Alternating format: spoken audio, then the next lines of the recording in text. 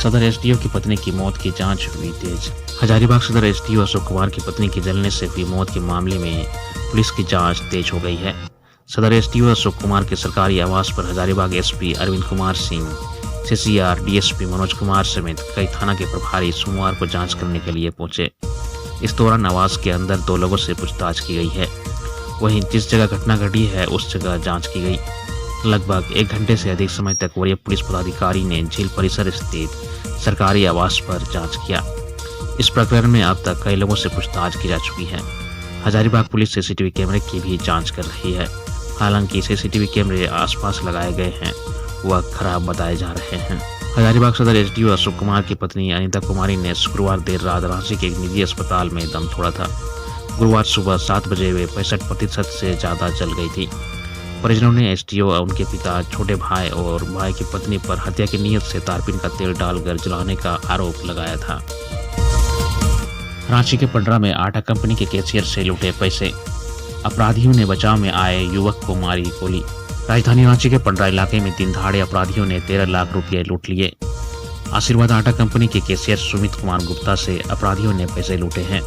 वहीं लूटपाट के दौरान अपराधियों से भिड़े दूसरे युवक को अपराधियों ने गोली मार दी। इसके बाद अपराधी रफ्फू चक्कर हो गए। वहीं घायल युवक को आनन फानन में सदर अस्पताल ले जाया गया। जानकारी के मुताबिक युवक खतरे से बाहर है। पुलिस तहकीकात करने में जुटी हुई है।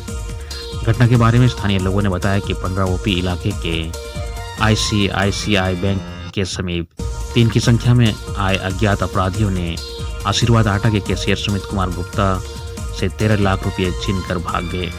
पहले तो अपराधियों ने पैसे लूटने की नीयत से उस पर हमला किया। यह देखकर बगल में बैठे सुमित कुमार नामक एक युवक बचाने पहुंचा, लेकिन अपराधियों ने पकड़े जाने के डर से उसे गोली मार दी। मौके पर पहुंची पुलिस सीसीटीवी फुटेज खंगाल रही है।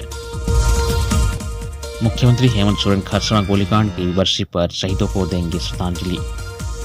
खरसवां विधायक दशरथ गगराज सोमवार को रांची के प्रोजेक्ट भवन में मुख्यमंत्री हेमंत सोरेन से मिले। उन्होंने मुख्यमंत्री हेमंत सोरेन से 1 जनवरी 2025 को खरसवां में आयोजित होने वाले शहीद दिवस पर शिरकत करने का आग्रह किया। मुख्यमंत्री हेमंत सोरेन ने कहा कि हर वर्ष की तरह इस वर्ष भी वे शहीदों को श्रद्धांजलि देने के लिए 1 जनवरी को खरसवां पहुंचेंगे। खरसवां के विधायक दशरथ गगराज ने बताया कि खरसवां शहीद दिवस कार्यक्रम में शामिल होने के लिए मुख्यमंत्री हेमंत सोरेन ने सहमति दे दी है। मुख्यमंत्री 1 जनवरी 2025 को यहां शहीदों को श्रद्धांजलि अर्पित करेंगे।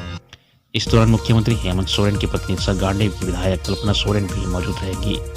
राज्य सरकार के मंत्री दीपक बिरुआ, शिक्षा मंत्री रामदास सोरेन, सिंहभूम की सांसद जोबा मांझी, खूंटी के सांसद कालीचरण मुंडा समेत अन्य विधायक भी मौजूद रहेंगे। खरसवां गोलीकांड आजाद भारत का पहले सबसे बड़ा नरसंहार माना जाता है। 1 जनवरी 1948 को खरसवां हाट में एक अपने हक के लिए शांतिपूर्वक आंदोलन कर रहे आदिवासियों पर अंधाधुंध गोली फायरिंग की गई थी। गोलीकांड की जांच के लिए ट्रिब्यूनल का गठन किया गया था, लेकिन उसकी रिपोर्ट सार्वजनिक नहीं हुई। घटना में कितने लोग मारे गए इसका कोई दस्तावेज तक नहीं है। इस गोलीकांड में बड़ी संख्या में लोगों ने अपनी प्राणों की आहुति दी थी। मुख्यमंत्री हेमंत सोरेन ने अधिकारियों को इको टूरिज्म विकास के लिए कार्य योजना बनाने का दिया निर्देश। मुख्यमंत्री हेमंत सोरेन ने झारखंड में इको टूरिज्म विकास के लिए एक बेहतर कार्य योजना तैयार करने का निर्देश अधिकारियों को दिया है। मुख्यमंत्री ने आज झारखंड मंत्रालय में मुख्य सचिव अलका तिवारी, वन पर्यावरण विभाग के सचिव अबू बकर सिद्दीकी एवं पर्यटन विभाग के सचिव मनोज कुमार के साथ राज्य में इको टूरिज्म की संभावना एवं उन्हें विकसित करने को लेकर बैठक की, जिसमें कई महत्वपूर्ण सुझाव अधिकारियों को दिए। मुख्यमंत्री ने अधिकारियों से कहा कि झारखंड में इको टूरिज्म की अपार संभावनाएं हैं। राज्य में इको टूरिज्म को इस प्रकार विकसित किया जाए जिससे स्थानीय लोगों को रोजगार मिलने के साथ साथ प्रकृति को भी संरक्षित रखा जा सके। मुख्यमंत्री ने कहा कि वन पर्यावरण विभाग एवं पर्यटन विभाग के एक बेहतर समन्वय के साथ इको टूरिज्म विकास के लिए झारखंड के उन स्थानों को चिन्हित करने का कार्य करें जहां इको टूरिज्म की संभावनाएं हैं। कैमरून में फंसे झारखंड के 11 श्रमिकों की हुई घर वापसी। मुख्यमंत्री हेमंत सोरेन के निर्देश पर कैमरून में फंसे राज्य के 47 प्रवासी श्रमिकों में से 11 की सुरक्षित वापसी करा ली गई है। शेष 36 श्रमिकों की वापसी के लिए श्रम विभाग के अधिकारी जुटे हैं।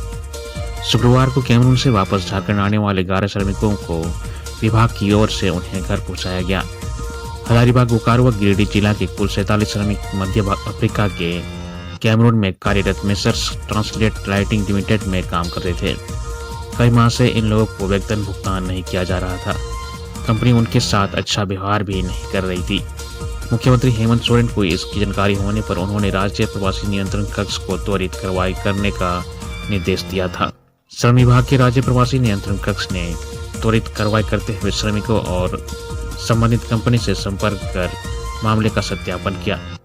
उसके बाद श्रम सचिव मुकेश कुमार व श्रमायुक्त संजीव कुमार बेसरा ने संबंधित जिलों के श्रम अधीक्षकों से नियोक्ताओं और बिचौलियों पर एफआईआर दर्ज कराते हुए फंसे हुए श्रमिकों को सुरक्षित वापस लाने की प्रक्रिया शुरू की। राज्य में मनरेगा की 2000 रिक्त पदों को भरने की तैयारी। राज्य भर में मनरेगा कर्मियों के 2000 से अधिक खाली पदों को भरने की तैयारी की जा रही है। अभी कई जिलों से रिक्तियां मांगी गई हैं। प्रखंड कार्यक्रम पदाधिकारी अर्थात बीपीओ के पद भी खाली हैं। हर प्रखंड में एक बीपीओ होते हैं, पर वे भी पूरे नहीं हैं। वहीं हर प्रखंड में एक सहायक अभियंता और 5 पंचायत मिलाकर एक कनीय अभियंता होते हैं। इन इंजीनियरों के पद भी खाली पड़े हुए हैं। रोजगार सेवक की भी कमी है। लेखा सहायक और कंप्यूटर ऑपरेटर की भी रिक्तियां हैं। ऐसे में इन पदों पर नए साल में नियुक्ति की जानी है। शिक्षा मंत्री ने कहा, राज्य में शिक्षकों की ट्रांसफर नीति में होगा बदलाव। शिक्षा मंत्री रामदास सोरेन ने कहा कि झारखंड के सरकारी स्कूलों में शिक्षकों के ट्रांसफर संबंधित नियमों में बदलाव किया जाएगा। इसके लिए विभाग की ओर से तैयारी की जा रही है। इसके बाद शिक्षकों की गृह जिले में स्थानांतरण की प्रक्रिया सरल हो जाएगी। श्री रामदास सोरेन ने रविवार को कहा कि मुख्यमंत्री स्कूल ऑफ एक्सीलेंस में 2 गार्ड और 1 माली की नियुक्ति की जाएगी। तत्काल आउटसोर्स कर सभी स्कूल में 2-2 सिक्योरिटी गार्ड और 1 माली की बहाली की जाए। उन्होंने कहा कि वह लगातार स्कूलों का दौरा कर रहे हैं और शिक्षकों से मिल रहे हैं। इस दौरान एक बात सामान्य तौर पर दिख रही है कि गांव के स्कूलों में पदस्थापित शिक्षकों ने शहर के स्कूलों में अपना नियोजन करा लिया है। सांसद सुखदेव भगत ने सरना धर्म कोड को लागू करने की मांग। बिशुनपुर प्रखंड के सिरका बटोली गांव में रविवार को धर्मकुड़िया के 14वें स्थापना वार्षिक उत्सव कार्यक्रम का आयोजन किया गया। मुख्य रूप से लोहरदगा सांसद सुखदेव भगत, ओडिशा के धर्मगुरु मणिलाल किरकेट्टा उपस्थित थे। सांसद ने सबसे पहले आदिवासी समाज के अगुवा रहे स्वर्गीय डॉक्टर प्रवीण उरांव, स्वर्गीय डॉक्टर कर्मा उरांव, स्वर्गीय जयपाल उरांव, स्वर्गीय वीरेंद्र भगत, स्वर्गीय बिरसा उरांव के चित्र पर माल्यार्पण कर उन्हें श्रद्धांजलि अर्पित किए। सांसद सुखदेव भगत ने कहा कि आदिवासी होने का हम सबों को गर्व करना चाहिए। आदिवासी समाज प्रकृति के पूजक है और सीधे साधे होते हैं। उनके मन में कोई छल कपट नहीं होता। हमारा समाज विश्व का सबसे अच्छा समाज है। पूर्वजों से मिले विरासत को हमें आगे बढ़ाना है। हमारी जो रीति रिवाज परंपरा है और उसे मजबूत करने की आवश्यकता है। श्री भगत ने कहा कि सभी धर्मों को अपना अपना धार्मिक पहचान है, परंतु हमारे धर्म के पहचान को मिटाया जा रहा है। चुनाव से पूर्व मैंने कहा था कि अगर मैं चुनाव जीतता हूं तो संसद में पहला प्रश्न जनगणना कॉलम में सरना धर्म कोड को लागू करने का होगा, और मैंने यह किया। मैं सरना माँ के नाम से शपथ भी लिया। जब तक केंद्र सरकार सरना धर्म कोड को लागू नहीं करती है, तब तक हम सबको एकजुट होकर आंदोलित करते रहना होगा। संसद ने आयोजन समिति का आभार प्रकट करते हुए आदिवासी समाज की उन्नति के लिए एकजुट होने का आह्वान किया। ओडिशा के धर्मगुरु मणिलाल किरकेट्टा ने कहा कि झारखंड में सरना समाज काफी जागृत है। यहाँ से प्रेरणा लेकर ओडिशा में भी समाज को जागृत करने का काम कर रहे हैं। समाज की उन्नति के लिए हम सभी को संगठित होना होगा तथा शिक्षा पर विशेष ध्यान देने की आवश्यकता है। मौके पर संजय उरांव, राजू उरांव, मुखिया राम प्रसाद बढ़ाइक, शीला उरांव, आलोक कुमार समेत कई लोग शामिल थे। हजारीबाग एसडीओ की पत्नी को न्याय दिलाने के लिए शहर में निकला कैंडल हुआ मशाल जुलूस। हजारीबाग सदर एसडीओ अशोक कुमारी की पत्नी अनीता कुमारी को न्याय दिलाने को लेकर रविवार को कैंडल मार्च और मशाल जुलूस बुढ़वा महादेव से निकला। जुलूस शहर के विभिन्न चौक चौराहों से गुजरते हुए झंडा चौक पहुंचकर समाप्त हुआ। झंडा चौक में मृतका अनीता कुमारी की प्रतिमा पर श्रद्धांजलि अर्पित कर सभी ने उन्हें नमन किया। जुलूस में शामिल लोगों ने मृतका अनीता कुमारी के दोषियों की कड़ी सजा दिलाने की मांग कर रहे थे। लोगों ने कहा कि यह घटना न केवल हजारीबाग बल्कि पूरे क्षेत्र को झकझोर कर रख दिया है। जुलूस का नेतृत्व सदर विधायक प्रदीप प्रसाद ने किया। इसमें चतरा विधायक जनार्दन पासवान, भाजपा जिलाध्यक्ष विवेकानंद सिंह, मंडल अध्यक्ष, सैकड़ों कार्यकर्ता शामिल थे। सदर विधायक प्रदीप प्रसाद ने कहा कि यह केवल अनीता कुमार के परिवार का मामला नहीं है, बल्कि यह पूरे समाज की बेटी का सम्मान और सुरक्षा का सवाल है। दोषियों को सख्त सजा दिलाने का तक यह संघर्ष जारी रहेगा। इस मामले को सड़क से लेकर सदन तक आवाज बुलंद किया जाएगा। इस मामले में पुलिस और प्रशासन को तुरंत कार्रवाई करनी चाहिए। आरोपियों को तत्काल गिरफ्तारी, दोषियों को कानून के दायरे में लाया जाए। चतरा विधायक जनार्दन पासवान ने कहा कि यह घटना न केवल एक परिवार बल्कि पूरे समाज के लिए गहरी पीड़ा का विषय है। अनिता कुमारी के साथ अमानवीय कृत्य ने झकझोर कर रख दिया है। यह आंदोलन न्याय के प्रति हमारी प्रतिबद्धता को दिखाता है। इसे राज्य सरकार गंभीरता से ले। जुलूस में विवेकानंद सिंह, अशोक यादव, सुदेश चंद्रवंशी, हरीश श्रीवास्तव समेत कई लोग शामिल थे। तमाड़ सड़क हादसा में 3 युवकों की मौत, एक की हालत गंभीर।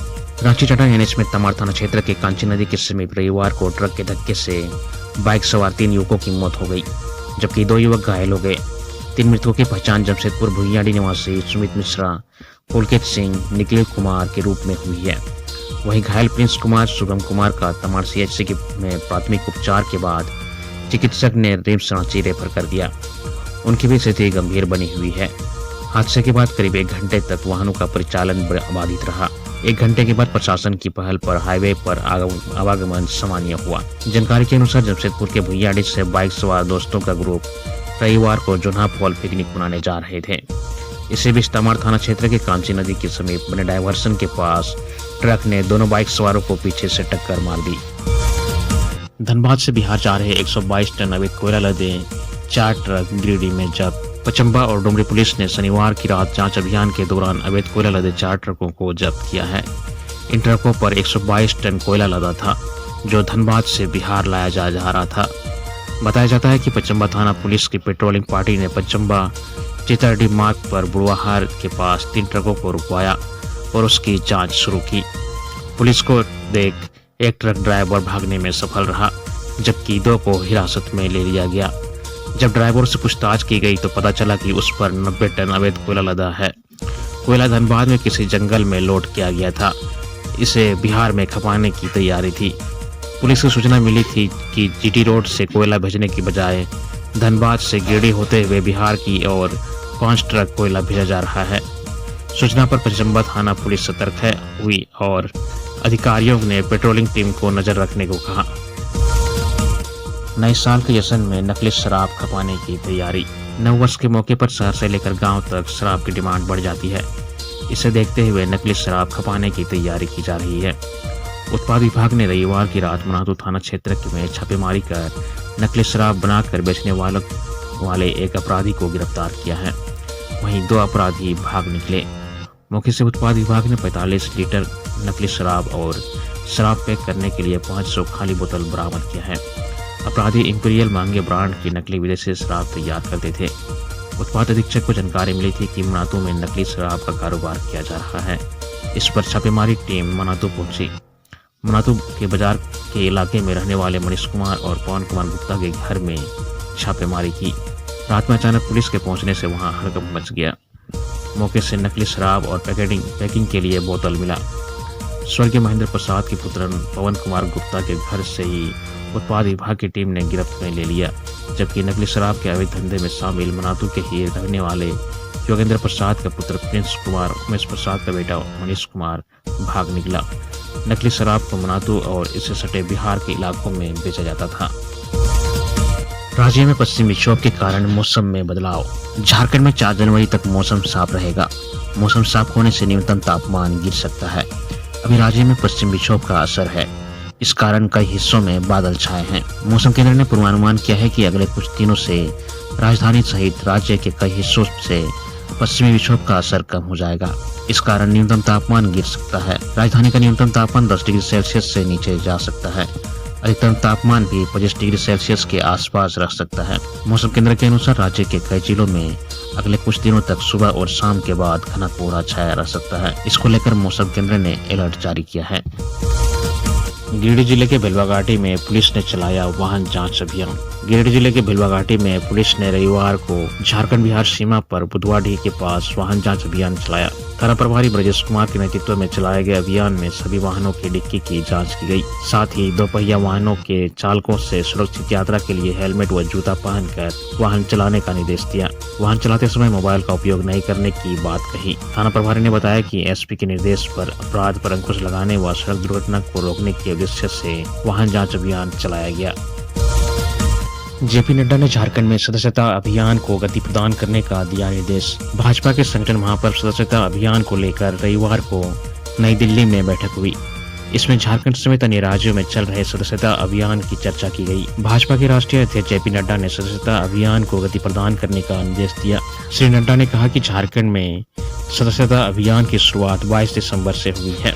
झारखंड में अब तक 3 लाख ही नए सदस्य बनाए जा सके हैं। इस पर बैठक में चिंता जताई गई। साथ ही इसे और गति प्रदान करने का निर्देश दिया गया। बैठक में प्रदेश भाजपा अध्यक्ष बाबूलाल मरांडी, संगठन महामंत्री कर्मवीर सिंह, प्रदेश महामंत्री व सांसद प्रदीप वर्मा, सांसद दीपक प्रकाश व पूर्व सांसद समीर उरांव मौजूद थे। राजधानी की प्रमुख सड़कों पर लगेगी डेकोरेटिव लाइट।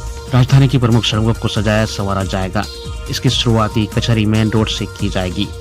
सड़कों पर डेकोरेटिव लाइट लगाकर खूबसूरत बनाया जाएगा। वहीं सड़क पर बने डिवाइडर का डिजाइन बदलकर उस पर आकर्षक पौधे भी लगाए जाएंगे। बाद में शहर की अन्य प्रमुख सड़कों को भी इसी तर्ज पर विकसित किया जाएगा। नगर विकास सचिव सुनील कुमार ने रांची नगर निगम व जुडको के अधिकारियों को इससे संबंधित निर्देश दिया है। सचिव ने कचहरी चौक, जुडको कार्यालय, नियोजन कार्यालय, लाइन टैंक रोड होते हुए चड्डे रोड से अल्बर्टिका चौक तक के पुनर्विकास की योजना की तैयारी करने का निर्देश दिया गया है। उक्त सड़कों को यातायात व आम नागरिकों की सुविधाओं को ध्यान में रखते हुए योजना बनाने की आवश्यकता बताई। सड़क के पुनर्विकास का प्रस्ताव जल्द देने को कहा गया है। श्री कुमार ने राहगीरों के लिए बनाए गए फुटपाथ को आरामदायक बनाने का भी निर्देश दिया। फुटपाथ को अतिक्रमण मुक्त कर वहां आकर्षक लाइटिंग का इंतजाम करने को कहा है। लोगों की सुविधा के लिए सड़कों पर उचित दूरी चिन्हित कर शौचालय और ट्रैफिक बूथ का भी निर्माण कराने का निर्देश दिया गया है।